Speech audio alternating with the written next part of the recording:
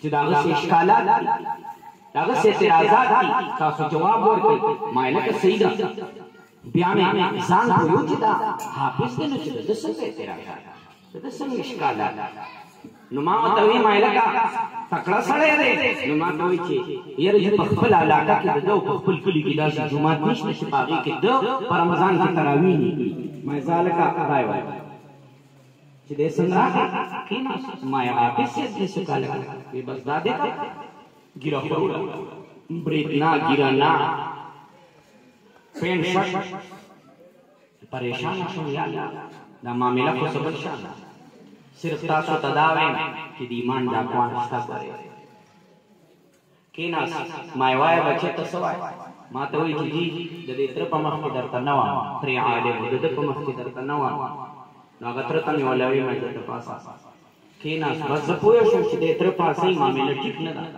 کېناستو او ښه ښه مې ډاډه ښه مې مطمئن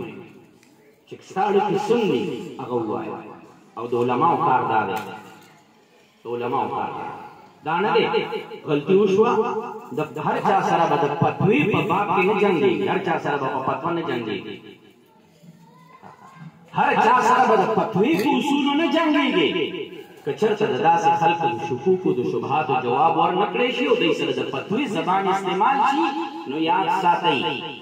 دا په خپله ولاړل تباه شو او دوی ته د خیر لار هم دروازه هم بنده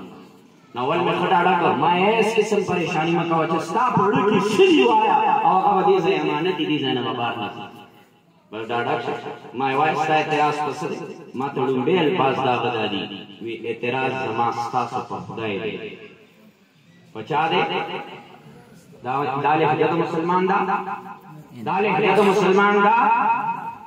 دا ولې راباندې زیږ شو ورته مې وی اومین صبر وکړه ځان مې برابر کنټرول کو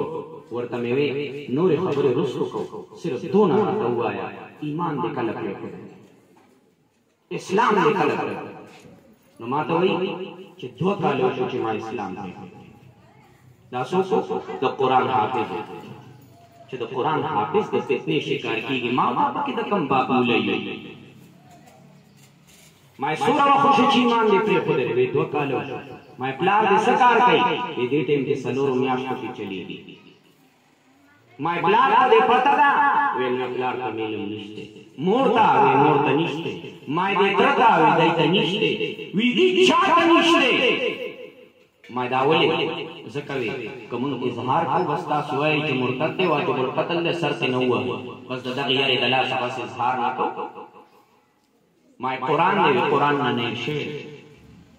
وی دا خو قرآن نه نعوذ بالله دا خو په هغه ټایم کې مکه مکرمه کې چې کوم شاعران دا خو د هغوی قصیدې دي دا خو قرآن نه دی رسول الله صلی الله علیه وسلم په حوالې سره خبرې رالې ما ته وایي دا خو برحقه دا خو پیغمبر نه دی پیغمبر په کیسې نه وایي نبي په کیسې دا ما ویلې شو دا هغه زمانې یو ښه سړی و لکه څنګه چې دلته په هره زمانه کې یو ښه سړی بس دا هغه په وخت ښه سړی زړه مې درد وکړ بهرحال سلسله ماسپښین نه تر مازدیګره پورې اوږده سلسله د سره وچلېده خو زما دې په خدای قسم هغه سړی نه یم زما د زړه نه نوځي چې الله بیا مې دې تپوس وکړ ما دا کار د سره کوم ځای شوی دی ولې دې ته مجبور شوې وی دا پېښور اسلامي یونیورسټۍ چې دا کومه یونیورسټي د اسلام په نوم ده دا ما هلته درته چا ویلي وي هلته لایبررۍ کې کتابونه پراته دي کارل مارکس لینن د هغوی فلسفې پرتې دي ما هغه لوستلي دي ما ستا ملګري وی 70% سټوډنټان د هغه یونیورسټۍ زما د نظریې خلک دی خو چاته د خولې نه اوف قدرې ځکه نه کوو چې بس تاسو وایي مړې کوي مرتد دی قتل